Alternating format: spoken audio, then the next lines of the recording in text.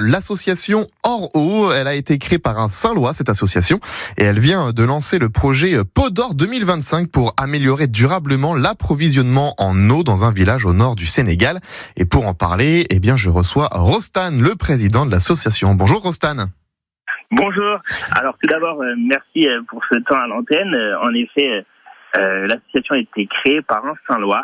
Donc l'association Or Eau qui a fêté ses 1 an il y a quelques mois. Notre objectif est simple sur le papier, mais un peu plus difficile en réalité.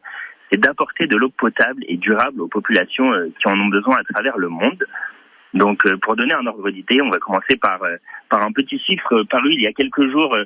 Selon l'ONU, aujourd'hui, il y a 2,1 milliards de personnes, soit 1 personne sur 4 qui n'a toujours pas accès à de l'eau potable. Et pour nous, en tant que jeunes qui ont le pouvoir et la capacité d'agir, il est essentiel d'apporter notre aide via des solutions concrètes et durables. Et j'insiste sur le mot durable.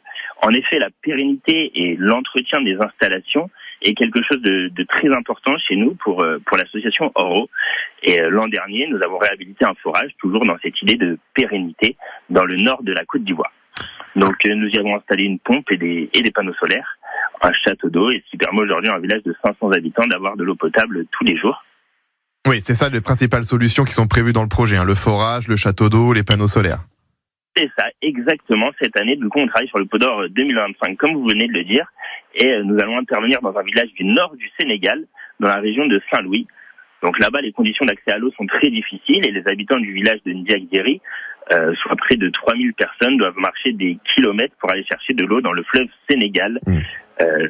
Une eau qui est contaminée et insalubre, ce qui conduit à des maladies hydriques. Alors, combien de personnes vont en bénéficier? Ça va apporter quel changement dans leur vie, tout ça? Alors, il y aura 3000 bénéficiaires directs, donc les personnes qui habitent directement dans le village, là où le château d'eau et toute la structure hydraulique va être construite, et 15 000 bénéficiaires indirects. Quand je dis bénéficiaires indirects, c'est parce que la région, la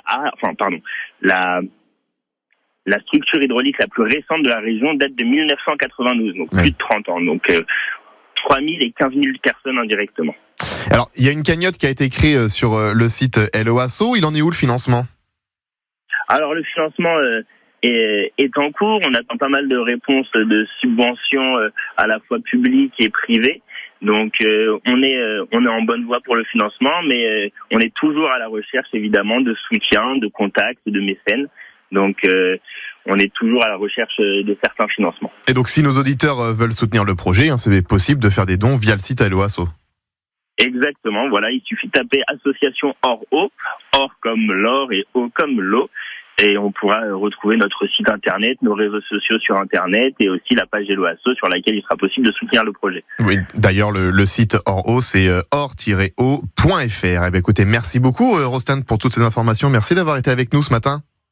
Merci beaucoup. Bonne journée. Merci. À bientôt, Rostan. 10h14. Dans un instant, on va retrouver Yannick Leflot. On va cuisiner aujourd'hui la chapelure.